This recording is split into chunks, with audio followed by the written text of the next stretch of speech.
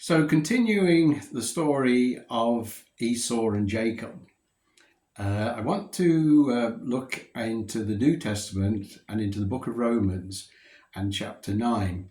So here is Paul writing to the Romans concerning these things. So let's see what it says. So Romans chapter 9 verse 7 to 13, it says this: "And they are not all the children of Abraham because they are his descendants by blood. But the promise was, your descendants will be named through Isaac, through Abraham, although Abraham had other sons. This is not the children of the body," that's Abraham's natural descendants, who are God's children, "but it is the children of the promise, who are counted as Abraham's true descendants.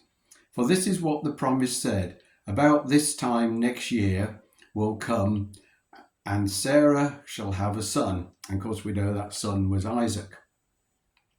"And not only that, but this too, Rebekah conceived twin sons by one man," and that's obviously by Isaac, "under the same circumstances by our father Isaac. And through the twins, or although the twins were not yet born and had not done either good or bad, so that the purpose," that's his choice, his election, that's God's choice and God's election, "would stand, not because of works done by either child, but because of the plan of him who calls them.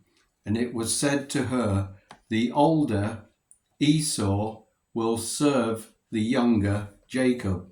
As it is written, and forever remains written, Jacob I loved, I chose, protected and blessed, but Esau I hated, held in disregard, compared to Jacob."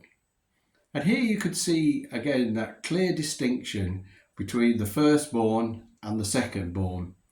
And it's just to show us, we think, what a terrible thing. Imagine God saying, he loves one and hates the other. I thought God loved everybody, for God so loved the world, as we keep reminding ourselves. But this is story. It's not personal in the sense that it's to tell you that one thing pleases God, and that is the second. We were born in sin, shapen in iniquity, and God has given us the alternative to be born through Jesus Christ. And it's only that which is spiritually born again that pleases God. And this is the difference between the true Christian faith and religion. Religion tries to please God, do things that are good. And there's nothing wrong with doing things that are good. And Christians should do things that are good. But goodness alone isn't. It's got to be by the Spirit of God. We've got to be born by him. We do things through the Holy Spirit. We do things because it's him working within us. As the New Testament says, for it's God that works within you to will and to do of his good pleasure.